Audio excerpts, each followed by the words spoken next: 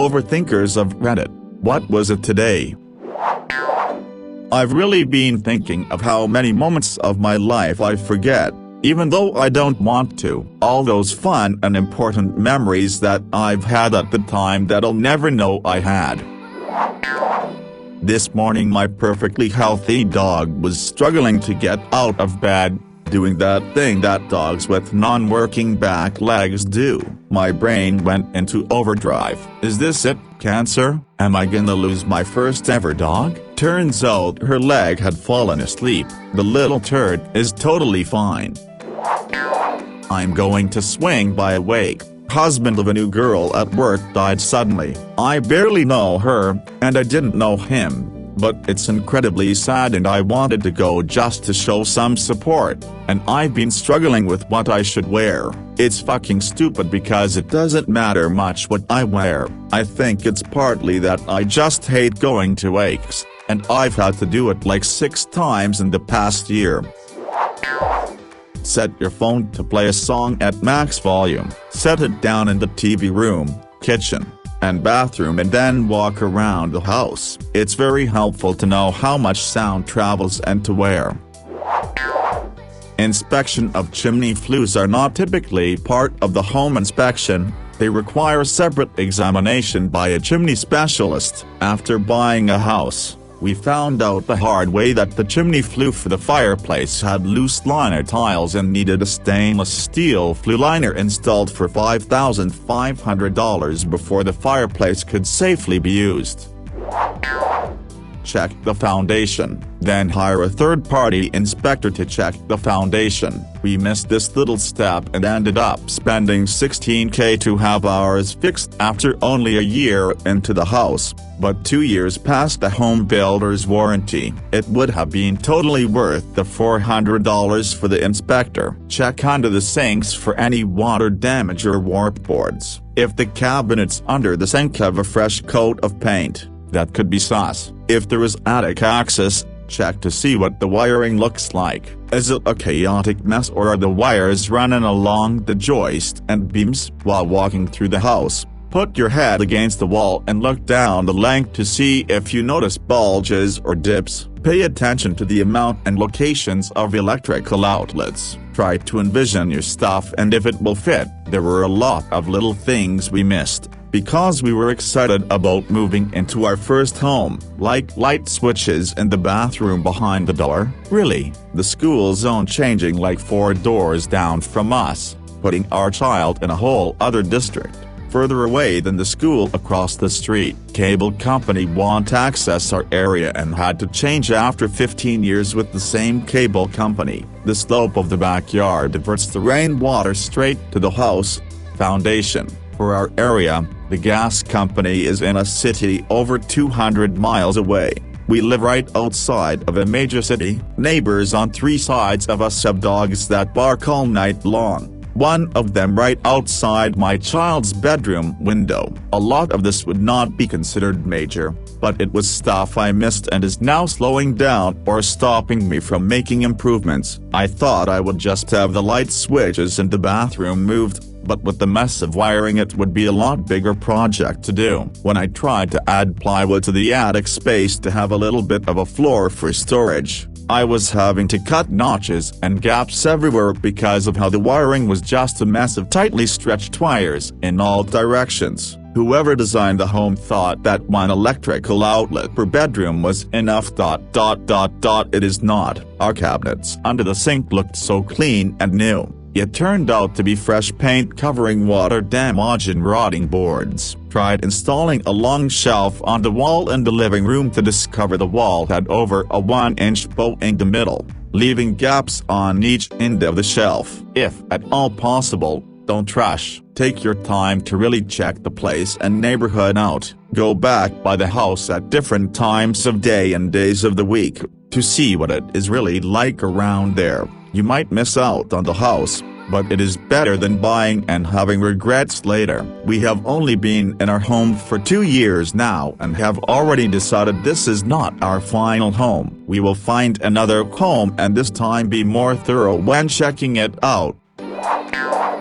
If there's a dropped ceiling, Pop some of those tiles up and take a look to see what it's hiding. We didn't, neither did the appraiser, and it was hiding a lot of water damage. The seller just kept replacing the tiles. Also, if it doesn't have gutters, make sure it at least has a French drain system.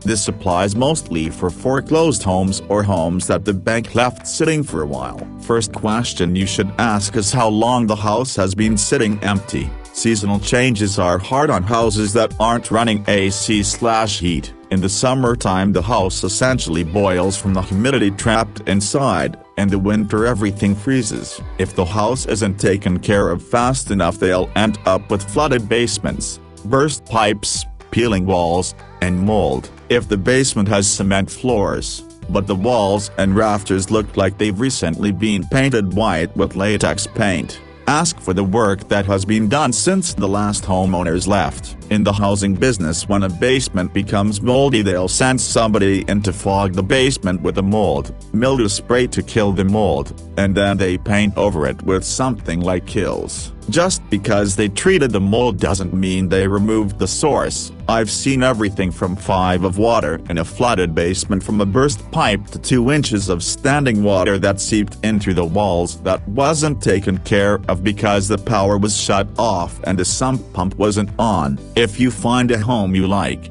have an electrician you know or one from a place you can trust go over the house. A fuck ton of houses have jerry-rigged or severely out-of-date electrical systems. If a home has a chimney, make sure it's properly sealed. I've torn out literal tons of drywall out of houses because water leaked around the chimney and caused water damage, mold.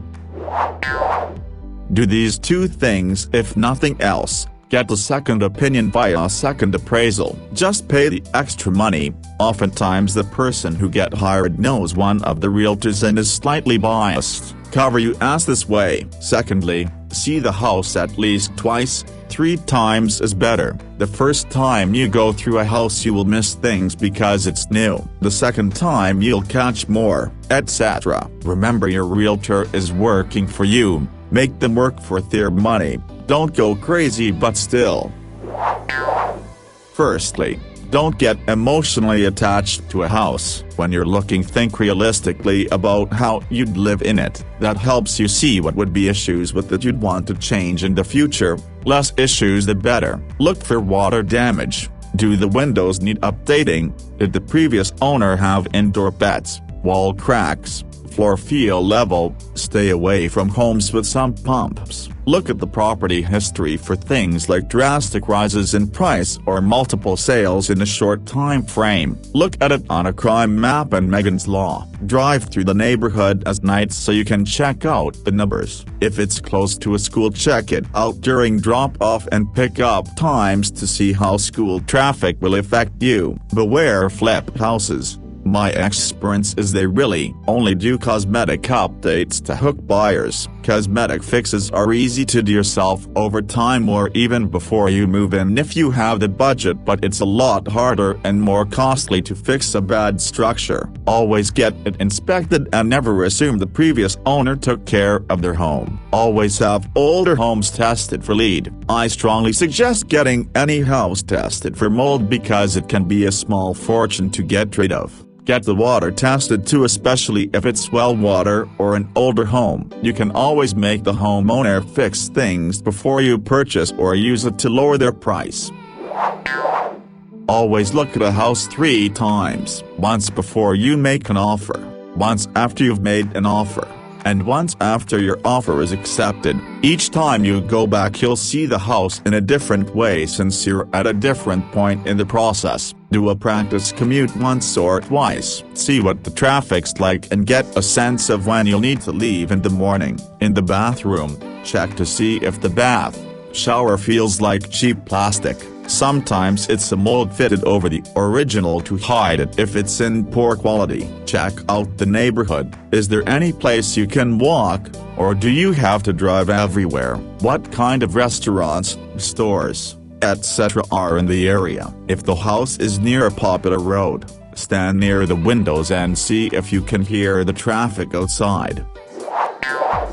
Knock on doors and talk to the neighbors. Climb in the attic and see what you see. There was some plastic in mine and the inspector didn't think to ask. Turns out from time to time the AC unit leaked during rainstorms and it dripped onto insulation, and when we got a lot of rain it ran onto the ceiling. Anything that really seems out of place, you may have to move some bushes. Deck was supported by several poles about 8 feet high and covered with lovely ivy. None of us noticed that it also covered that some of the poles were rotted through. Come back at night and walk around the area. Get a sense of the noise level / safety / atmosphere of the neighborhood. Have a plumber look at the major plumbing. I did not do this and ended up dropping $6,000 on all new plumbing my first year of ownership. Look for cracks in walls, ceilings. Check the sales history. A house that's been bought and sold a lot typically hasn't been as well cared for as one with long ownership. Pay attention to things you can't change. For example, if you hate the kitchen cabinets, you can always upgrade. But if the kitchen is small, you might not be able to expand it based on the layout. I know it's not an easy thing to plan. But my wife and I went touring homes on a rainy day and it highlighted several things we wouldn't have noticed in certain homes had we went on a sunny day. Examples: flood-prone yards, driveways, leaky screened and porch that pooled water in corner, leaky window seal. Get pre-approved by your bank for a loan and make sure everything is good to go before you even start looking. Also find a responsive realtor. The market right now where we live is insane and I'm sure it's similar elsewhere. Our realtor was amazing and gave us the advice to get approved before looking, and it helped so much. We finally found a house on MLS hours after it went up for sale. Got in to see it that day and made a bid the next day that got accepted. Also, don't settle for less than what you want or for something overpriced just because the market sucks. Houses are moving quickly and inventory is low, but there will be other houses up for sale if you just keep looking. Our realtor, who has been doing this a long time, said that she's never seen the market like this. It's definitely rough for buyers. Best of luck. The number one right answer is this, and you need to listen to this and ignore every other comment. You need to trust your realtor enough to have this discussion with them and know that they won't steer you wrong. If you can't do that, then get a new realtor. If you try to do this on your own, or with someone you don't trust, or by doing stupid research online, you will get screwed. That is the only correct answer here. This sounds ridiculous, but check the storage areas, even the kitchen cupboards. Somehow I didn't notice that the kitchen cupboards in our house were about 5 inches deep. You can get a single row of coffee mugs in them, and that's it. There were about 2 million other glaring issues that I missed, but this was just such a stupid thing to not notice. Cast iron pipe used for a main line. Houses built in the 70s and earlier used cast iron pipes for water and sewer. These pipes rust and crack and are expensive as hell to get fixed, especially if the house is on a slab. Have the pipes scoped before buying. If you do buy the house and plan on replacing the flooring, think about having the cast iron pipes replaced. Pay attention to the maintenance. My mom asked me what color the bathroom was. I couldn't remember, but I knew the water heater was new and the air conditioning was old, etc. If someone was having trouble paying the mortgage, those things get neglected. Also remember that even if you don't want kids, a good school district helps resale value later.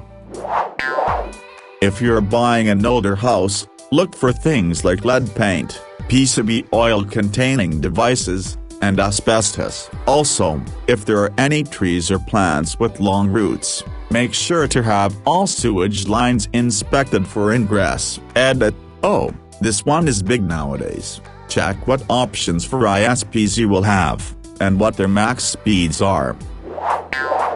Make sure it's not whole, unless you hate yourself. They can change rules, so even if you like their rules change of leadership, if you're getting spammed with fines for new rules, set up it. can sometimes even lock you into improvement loans for things like sidewalks or other things. Just leaves you wide open to get screwed. Second, get expert to look that isn't with Realtor at it. Take note when walking through of water damage, settling anything to be concerned about to make sure inspector notices and double checks. Only human, they still miss stuff. Pay attention to neighbors. Every bad neighbor situation I have seen was spottable.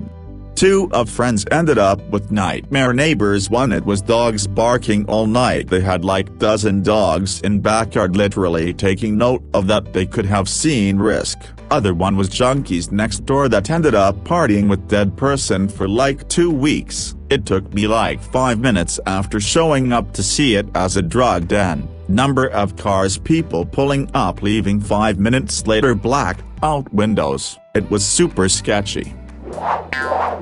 Look into how much the house last sold for and when. In a seller's market, such as now, many homes are selling for way over their true value. Do your research for the area, the neighborhood, what their houses were going for 5 years ago, in what condition, and what exactly has been done to justify a 50/100/200+ % increase besides supply versus demand. The shit that going on now is a screaming bubble that will likely burst, taking a lot of people down with it.